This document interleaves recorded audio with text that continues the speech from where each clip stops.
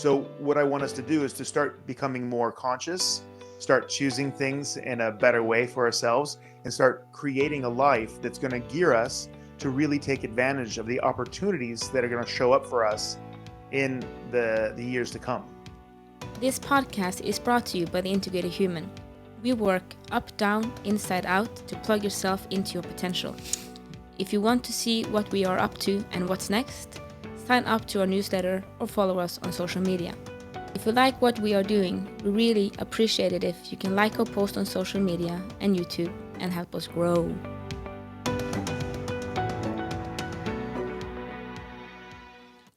All right. Welcome to the Big and Small Podcast. I'm Jason Shields and I'm big. And I'm Marit Gabrielsen and I'm Taino. Yeah. Back in the hot seat. Yes. Early in the morning. Early in the morning. Oh, yeah. Love these early morning discussions. Yeah. Starts the day off right. It's well begun is half done. Or halfway home. Yes, it's halfway home. As someone said. Yeah. Also very early in the morning. Also very early in the morning. Yeah, that's another story. It's another story. Yes. So, we are here after having had our wonderful Lasse Brurok in our last podcast visitor, one of the founders of Bookis, excellent human being, and one of the people who introduced you to the life that you have now, which I'm very grateful that you have, and very grateful that you're my partner in crime. So that was awesome. So how are we going to try to match or top that? Come on, I have a plan. Oh, bring it. Lately, our followers know that one of the podcasts back, I talked about thoughts and thinking that you don't think thoughts, and then realizing you're thinking you don't think thoughts, so you're still thinking thoughts. Down the rabbit hole you go. Yeah. Because I'm working in my process now a lot in the head, and it's quite difficult because every aspect is difficult in a process, but the known is better than the unknown. And right now it's just a lot of thoughts, and it's very difficult to find a quiet place. Because we use the moksha meditation to come back often, and I do that, but it doesn't last. It kind of, I have a second, and then I'm just on another thought again. And then I was sitting the other day, and I see often if it's a pattern, then it's something I should maybe look more at. Mm-hmm. We have a shaman friend. He says that a lot in shamanism, they say if it happens 3 times, then pay attention. Pay attention. And I see also if it is a patterns that come up, that often is something to look at. And when we looked at the heart, I found a lot of trauma in the way that people had said stuff, people had done stuff that made me have some sort of trauma that I had to work through. But the other day I was sitting trying to do my meditation, and I was just hit by a lot of episodes where, how to phrase this, where I were at fault in somehow. And the outcome could have been, I actually have a episode where someone broke their foot, which I could have done something with. And I have much less traumatizing experiences where kind of I didn't do this, but it's kind of you stole your mom's very expensive or dad's very expensive whiskey and replaced it with something else. But they never noticed. Shenanigans. Yeah, so they never noticed. Right.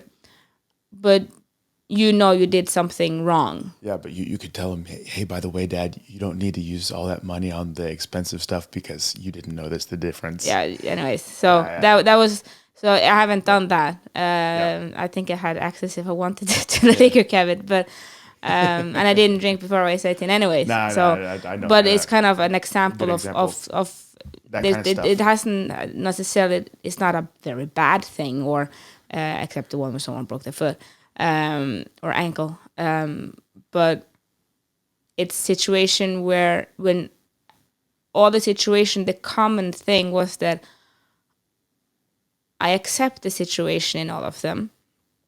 I understood that at that time, I did what I could with what I had. And I also saw, because, and this is actually why the question, because we've talked a lot about lately about outside in and inside out. We say we work inside out, meaning outside in means that you look from the outside to get work done on the inside. When I get that car, I'll be happy. When that thing happens, then I'm gonna change. When I move cities, everything will be better. When I put that whiskey back, it'll be forgiven. Yeah, just you do kind of, you're looking on the outside in, and I looked at, and I in my this episode, they came like after each other. I saw, okay, I think it's, I have acceptance, but I don't have forgiveness. And then I asked myself, well, is it forgiveness from the person on the outside? Because I'm like, that's gonna be very traumatizing if I don't want to do that. I don't want to call up people from, I don't know, kindergarten and say, I'm so sorry that I stole your blankie in kindergarten. I don't understand, because I'm like, first of all, I don't think that's good for either of us. And most like, it could be that that person didn't remember I stole their blankie. So, I don't think it's that. And then I said, no, it's actually, it's not about their forgiveness. Because in many of these situations, I don't think the person or people or whatever it is knew anything. And maybe I've ever noticed that the whiskey were gone. I haven't touched it for 20 years already. So, but it has to be an inside out. It's me forgiving me in that situation. Because I found it's a difference between acceptance and forgiveness. So my question today is, how do you forgive yourself? Oh, that's a very good question. In fact, one of our really amazing listeners, a guy I really respect a lot in his life, asked me about forgiveness this week as well. He wondered if we could take that up. So you know who you are, respect you big time. And it's kind of fun that Monat and you had the same. I have it on a sticky note here. Yeah, it's pretty interesting. See? That's what it's fun. Yeah. Because we haven't discussed this. No. And I did on the meditation, and then this came up, and I'm writing it down. Yeah.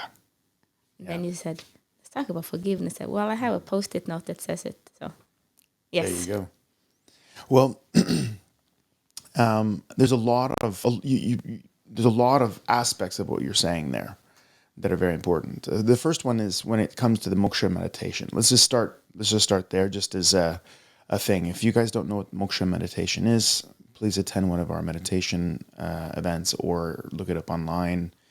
At some point, we'll have apps and stuff you guys can download so you can sit and meditate with us, even though you're not here. But at the moment, a short description: moksha meditation is a union meditation that's used by samurais, it's used by yogis in order to prepare themselves for battle or for life. And it's something that the Department of Defense uses with snipers to get their performance up. It's one of the several neurologically based techniques that we teach during these events so that you can increase your performance and find more enjoyment in your life. You should really attend if you haven't. It's awesome. You have 2 spots left for the one in March. Yeah, exactly. 17 to 19 of March. It's going to lay in the description if you're interested. That's March, and it's already almost sold out. It's February, guys, so get on it. All right? So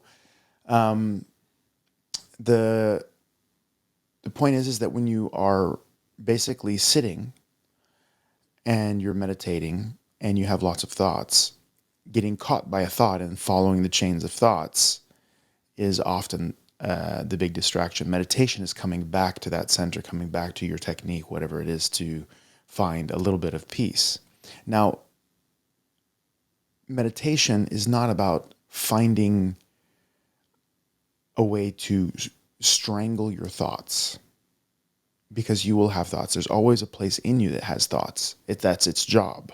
It's kind of like, I'm going to stop my heart from beating for a while, what you do is you find a place where you can either sit where there are no thoughts. That's number one. That's when they say, no mind, to go to this place where there's no mind, right? And a lot of people start recognizing that because there's this space between the thoughts that's emptiness.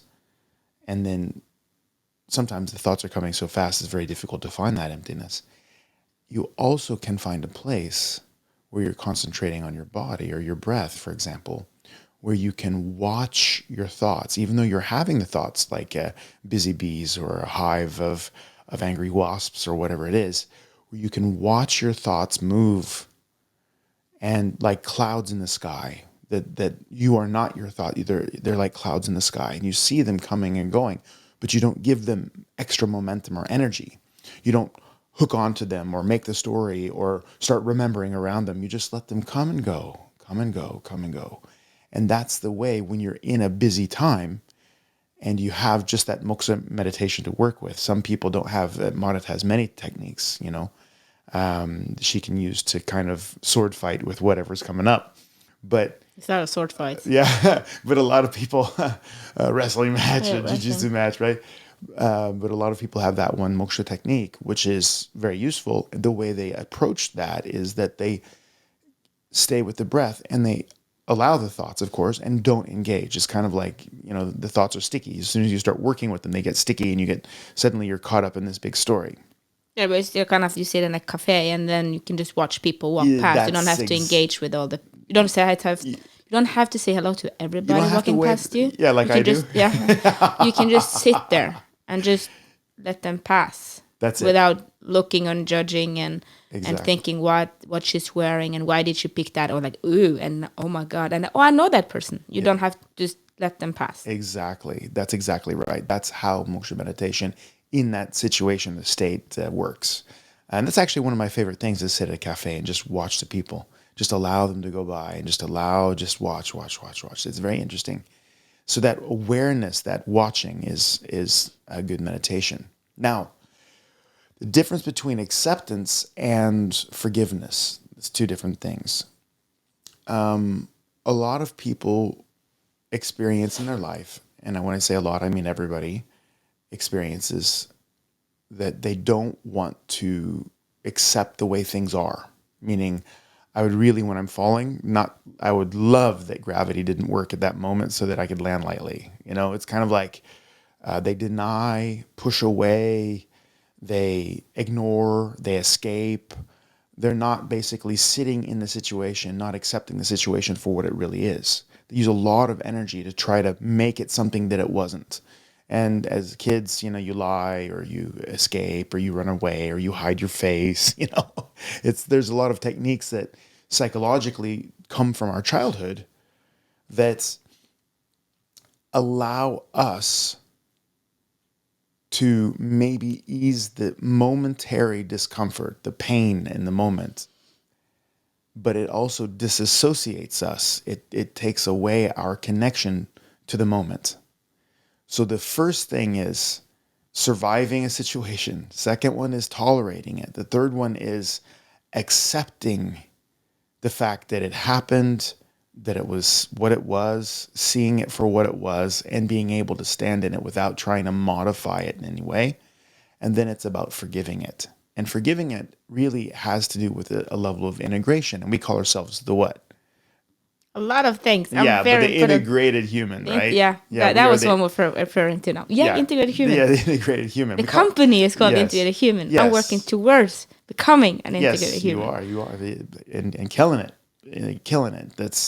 So integration of this thing, in a way, is more than just accepting the situation for what it was and what it is. Acceptance has a level of peace, because then you're not trying to you're found a place in yourself where you're not having to change it. But forgiveness means that you've integrated it as a piece of your story. You've understood its context. Your heart is whole with that, meaning that you no longer have any emotional charge around it. Yeah, because that's the issue. Exactly. Because the issue I found is that, first of all, it's quite annoying that it just keeps popping up. And I think everybody has this, that you have like situations from 20 years back that keeps popping up, and you kind of go, oh, and then you push it away.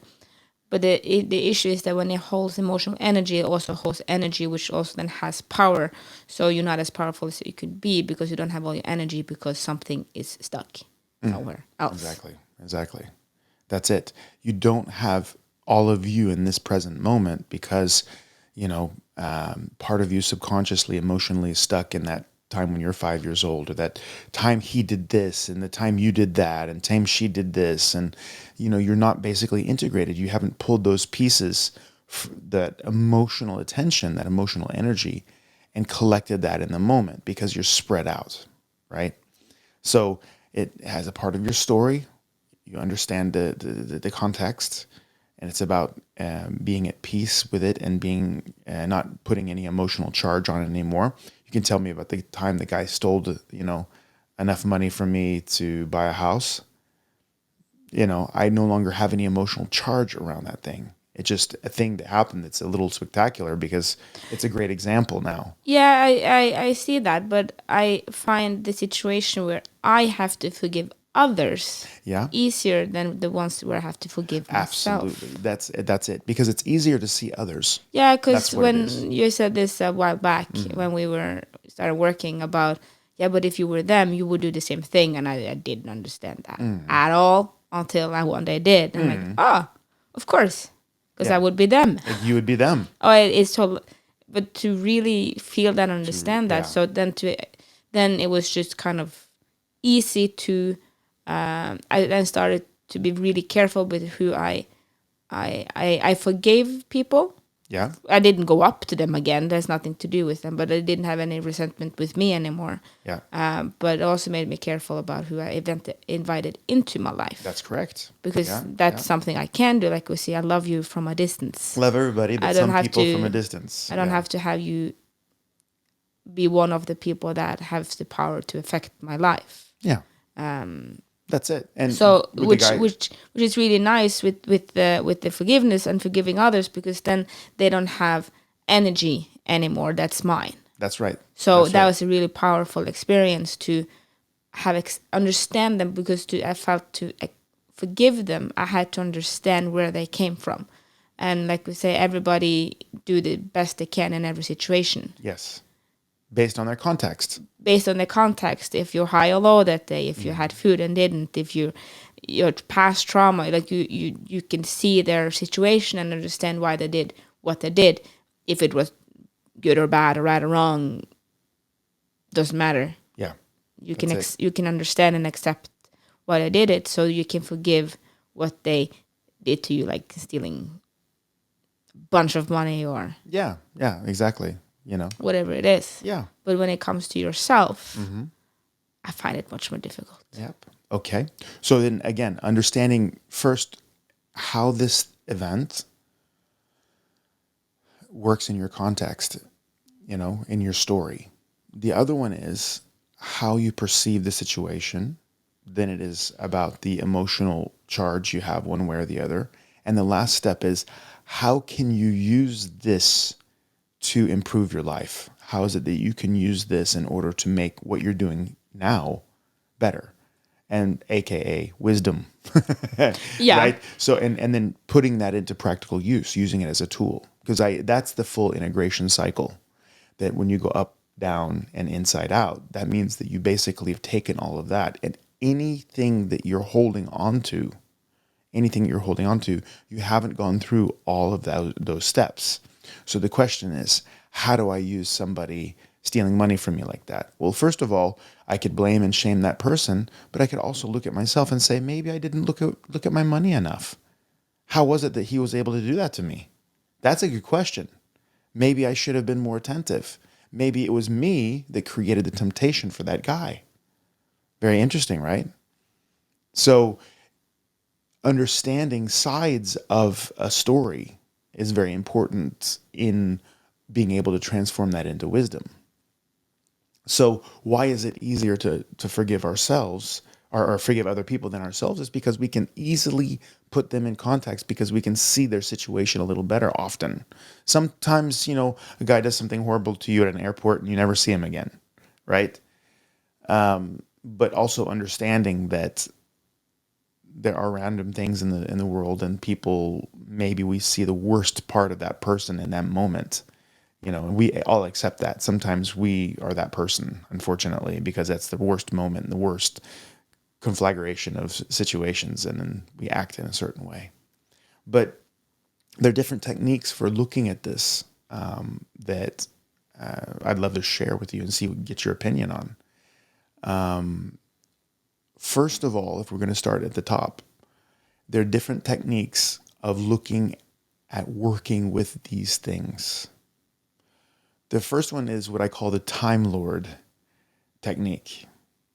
And the Time Lord technique is this, and Marcus Aurelius also talks a little bit about this. But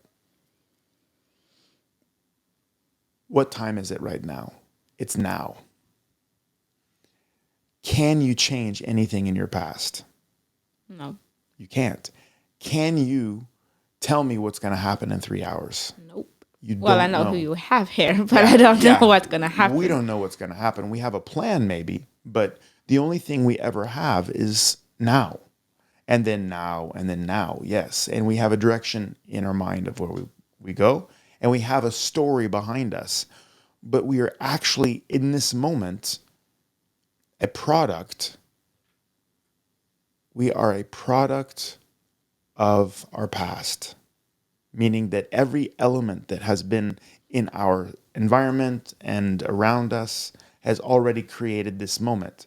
So there's not a cell in your body that's the same as it was 3 years ago, 7 years ago. So the person that you remember when this lady broke her ankle, for example, is not even here. And all of the effects of that, you've already paid the debt because you are who you are and you have what you have based on the things that have gone on in your past. So some people, in a way, that work up here a lot in their story and their philosophy, can easily say, you know what, I can only do with what I have here and now. The way I look at my past is from one certain point of view. If I was to get the ego view of my life, I would know that I'm a part of a whole, and that I couldn't have done any better. I couldn't have chosen any better. I wasn't given more tools at that point. And even if I did it on purpose and somebody got hurt, that was a combination of emotional states, lacks of understanding, lack of skill at that point. And I'm not talking specifically about you. I'm talking about, because some people have bad childhoods and they come up rough and they do bad things, So there's a reason why all of this happens. There's always a context. And I'm not saying that you don't have power in your life that you can choose, but you can only choose based on the choices that you see. And what you can see is based on your environment, based on your parents' view of their life that they gave to you, based on your education, based on your experience level. So you don't spank a kid because he falls down when he's learning to walk. So why would you hammer some poor teenager who doesn't know better?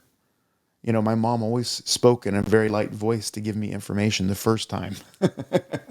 I didn't always learn the first time, but because she understood that you have to first tell a person that they're not doing something good or right, or they could do it better before you start to hammer them, right? So why is it that we hammer ourselves and demand such high standards and perfection of ourselves often when we didn't know better or couldn't do better, right? That's one thing. So, talking also to the great listener that I admire so much that asked me the question about forgiveness. For many men, the philosophical approach often helps quite a bit. And Marcus Aurelius said, you can't take something from somebody that they don't have. They don't have a past and they don't have a future. They only have now. So in a way, some people can just say, ah, that's true, and let that go, because who you are today is based on all of the things that are in the past. So the result of the past is here now. So dealing with yourself here now is more than enough kind of penance. What is it called in Norwegian when you bytte for syndene? I can't remember. Yeah, that's more than enough.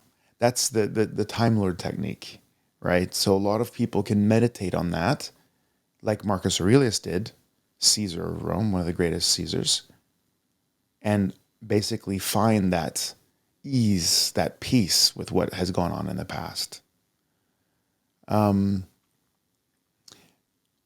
Another technique is more a mental technique, and it's more of a perception technique. And that is that, can you say that a tree is not the clouds, the rain, and the soil? No, because you are the things that have made you up, right? And can a tree be anything other than a tree? No. Can a tree choose different than a tree chooses? No. And that was one of the things that you were pulling out around it, which is basically that, you know, you are who you are, and you can only choose what you choose, and you are your context. Do you have free will? Yes and no. You know, you do have free will in that you can choose between many things, but you choose based on who you are. And who you are is a conglomeration of things, and really working that in your head and understanding the context of something, and weirdly enough, forgiving yourself and forgiving other people, understanding that they are also just their environment and context and choices, that they couldn't do better in that moment because they were just expressing who they are, which is what everybody's pretty much doing. And you happen to get in the way of something negative, but also that you yourself couldn't have done better at all, something that you mentioned, is so important. It's really, really important to understand that you can't expect a tree to be anything other than a tree. People can't do different than what they do. A thief is going to steal. You know, but they're a thief for a reason, right? They're a thief because that's what they see as the only way for them to operate efficiently in the world. You know, I do this in the seminars that you and I have. I always ask, who here thinks it's wrong to steal? And everybody raises their hand. And I said, okay, right? So who here says, you know, they wouldn't steal? And they all raise their hand. I don't steal. I don't steal. And I said, well, if you were in a situation where your children were starving and you didn't have any money, who here would steal? And all the parents look around and they raise their hands because it has to do with this situation. It's not about being the good or bad person. And I think that very often the polarization in the emotions start because of the ideas of right and wrong, good and bad, high and low, that we polarize things in our minds instantly, and that makes us polarize those things in our emotions. So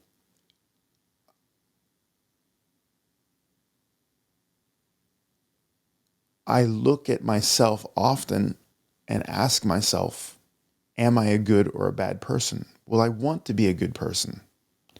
But from somebody's perspective, maybe I'm not. You know, I buy a gift for my friend because my friend needs a pick me up. He just broke up with his girlfriend, for example. And I'd like to do something for him, just show him that people love him and that he's a part of a group. And I buy a gift for him, let's say. And I buy that gift, and it turns out that that gift is made in a country where they use child labor. I didn't know that. I was unconscious of that.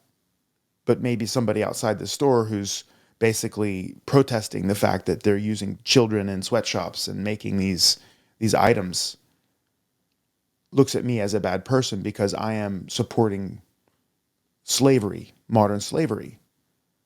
I didn't know that. And then I drive an electrical car. A lot of those batteries, I didn't know that when I bought the car, but a lot of those batteries are made from child labor in these horrible mines in Congo. I had no idea, right? So the point is that you can't always be the good person from everybody's point of view. You're always going to be pissing somebody off, and you're always going to be on the dark side of something. Regardless, you're saving lives. You're saving the wrong lives. And having that mental understanding, that construct in your head that every action has a light and dark side. Everything I can't think of one thing in a context that's only good. You save a life. Well, how do you know that saving that life is going to be a great thing? You have no idea where that action or word is going to end. Some people are going to hear what I'm saying now and go, oh, that means I don't have to try to be a good person anymore. No, you have to be you. You have to be as good as you can be, because regardless of how good you are, somebody's going to look at you and balance your actions. They will balance what you're doing by being them. So being the best you possible is perfection, because in the greater context, your negative sides will be balanced by the positive sides. That's the way things work. And if you want to get with a mathematician who does quantum physics and they talk about, the field theory and the positive negative aspects of creation and all of that, you will find out that this is the way things are. There is a certain structure balance of everything. Try to be good. When everything's the same, do something good. Exactly. So that's the idea of it. Now, the emotional charges. How do you deal with the emotional charges of forgiveness? Well, forgiveness is a little bit tricky, because forgiveness is not just an emotion. It's an idea, emotion, action. Because loving is in a way expressing an emotion. But forgiving is either connecting or disattaching something on top of feeling peace, on top of seeing the context, right? So if you kicked me in the foot and I'm going to forgive you, first of all, in a way, I have to feel at peace with the fact that I've been kicked in the foot. I have to accept it, and I have to feel a certain level of peace with that. And the reason why these things are difficult is that, have you ever been with a kid that gets something and the mom says, now, little Johnny, you have to say thank you. Did you say thank you? And the kid's like, thank you. Or, now say you're sorry. Oh, I'm sorry. Right? And they don't mean it. They don't mean it at all. And then there's no emotional truth in what they're doing. They're disattached from the action of saying they're sorry or forgiving a person. It's okay. Or thank you. They're not really grateful at that point. But first of all, seeing that it's right to be thankful or grateful, or seeing that it's right to forgive somebody, and asking yourself if it is right that you do forgive them. And this is a tricky thing, or yourself. If you ask yourself, is it right that I forgive myself there? And you say no, that means you're not ready for the process of doing it. That means that you need to meditate more on that situation. So there's sometimes not an instant fix, because if you can't see that you're forgivable, or that situation can be forgiven, then you haven't even understood, like a child, that you're supposed to say thank you. So I start that process emotionally by asking myself truthfully, would forgiveness in this situation be good? Okay, if the answer is yes, I would then ask myself, okay, if it's good, should I forgive myself in it? Because forgiveness is good, but forgiving myself personally, whether you have been assaulted or assaulted others or whatever. Yes, okay. What good would that create in my life? What would that free up? How would that change me and my life if I were to forgive? Because sometimes it what happened was so hot that as soon as you start thinking about it, it freaks you out. So kind of working yourself towards forgiving it by asking what the context of forgiveness would be like, what it would be like if you did forgive them, what are your motivations for forgiving. All of those things are invaluable. They're very, very, very important tools to work yourself in on it if it's too hot to handle in a way. And then it's trying to understand, first of all, that when you're in a situation, you play a role in that situation, whether you are the person doing it or the victim. You play a role in it. So in a way, forgiving others is also forgiving yourself. We have this thing that I learned from David Berceli that he asked me to fill in the word. And he asked me the question, so Jason, good things happen to what kind of people? And almost everybody, like 9 out of 10 people say, oh yeah, good things happen to good people. So if good things happen to good people, what happens when something bad happens to you? What kind of a person are you? Oh, bad. Because there's always some kind of victim guilt. There's also the guilt of being the person who assaulted. So understanding that relationship there, the shame of a situation or the guilt in a situation is often the hook that keeps you from forgiving. And just being aware of that and understanding that you work from a place inside you where at that time, now you know what the result of that thing was. Now you know the result of it, but you didn't know the result when you were doing it. You didn't know the result when you weren't sure of how it was going to look in 3 hours. You didn't know, but afterwards you know, but you couldn't know then. So you're actually taking responsibility for something that you had absolutely no control over. It's like you did something, somebody broke their foot, let's say. Did you know they were going to break their foot when it happened? Oh, Exactly. Of course you didn't. So understanding that at that moment when you did it, the result was they broke their foot. But sometimes you do something horrible, technically, or whatever, and it goes really well. And maybe you did something pretty good, but she still broke her foot. You can't take responsibility for what's going to happen in 3 hours. You can only do your best to show up.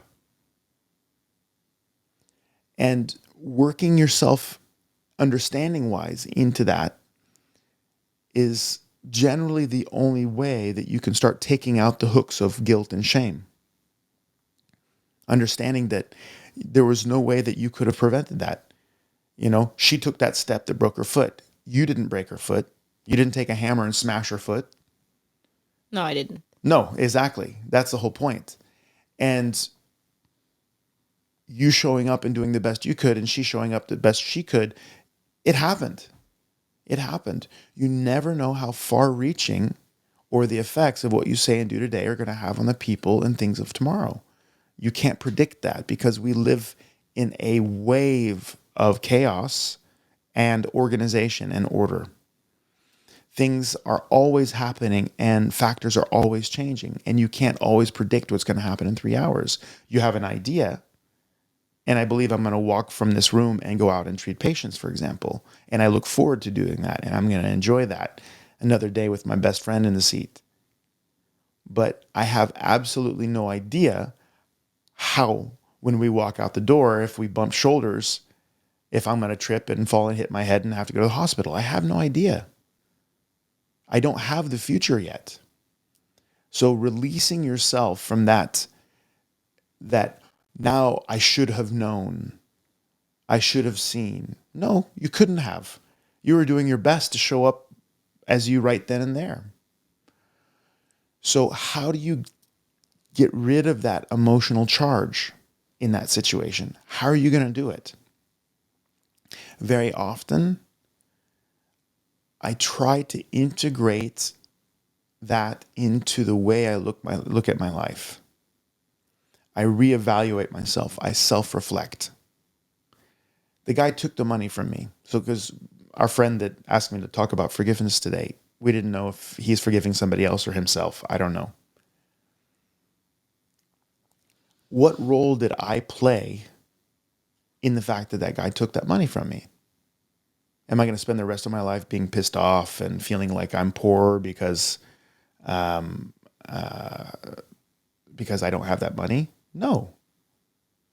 What I'm going to do is look at myself and look at my financial routines, look at my priorities in economy, looking at other opportunities to be successful. I'm not going to hang out with the fact that I lost that money. I'm going to see if I can take any information and figure out whether I've learned something from it or not. What did I learn from it? And I will ritualistically, until the energy is dissipated, until I have gotten rid of the feeling around it, I will take something from that moment with me and use it. Okay, now I go over the books, for example, once a month and check the economy, make sure that things make sense in terms of numbers of patients being seen, amount of money coming in, making sure to keep a flowing understanding of the way things are working. Create a habit for a while so that you can use that energy until it goes away. Because emotions, try to be happy all day long. Just happy, happy, happy, happy. And some people can do it for a day, 2 days, 3 days, 4 days. But soon you're going to have moments where you're not as happy because you kind of get burnt out on being happy. You have to have other emotions than just happy, happy, happy. Same thing when you're having this feeling of guilt. Use it to motivate yourself to do something good. If you're having this hate or blame that you're using, okay, take something from that moment that you can use, put it into your routines so that you can, every time you do that thing, you're using a little bit of that motivation, that energy to motivate you to do that thing. Does that make any sense? So you can burn it out. So because emotional energy can be used up, can't it? I mean, no matter how full of emotion you are, you get tired, you empty yourself in the end, right? And you do that until that emotional charge around that thing is finished. It's like, thank you for what you've taught me. Thank you. I appreciate you. I'm grateful for what you taught me. And now I'm going to let you go. Sometimes these things can happen in a moment. Sometimes they take weeks or months or years sometimes, depending on the situation. And weirdly enough, it's not dependent at all on how big the trauma was. Sometimes we have small things from when we were children that we never forgive ourselves for until we go back, and it takes years for us to integrate. Oh, I was a fat kid. I should have known better, not eating so many Twinkies, for example. And sometimes bigger things are so big, it's easier to let go, weirdly enough. So it doesn't necessarily always make logical sense, but it makes sense in terms of our stories. So one of the reasons why I believe that people should work inside is that the more integration you have inside, the easier it is for you to work these processes. the easier it is for you to transform that energy and learn something from your past, use it, and make yourself brilliant in the future. The less integrated we are, the less contact we have with these different pieces of our bodies and emotions and mind, and the less perspective we have, the harder it is to integrate these things. So that's why this process is so important, because we get much more efficient at integrating our past and creating the future that we want. So that's basically the piece on forgiveness that I can give in a podcast in a way. But it's definitely a worthy theme to take up on a weekend course. I think having a forgiveness retreat would be a really great thing sometime.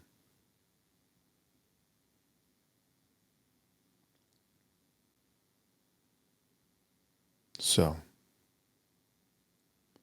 remember, you matter.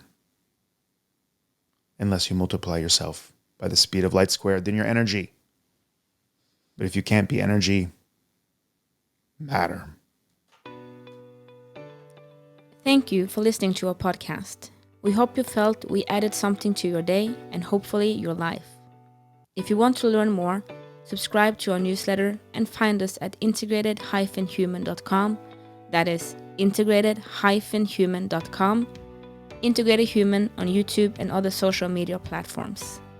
Have a great day and thank you again for listening. Love, light, and upgrade from us at the Integrated Human team.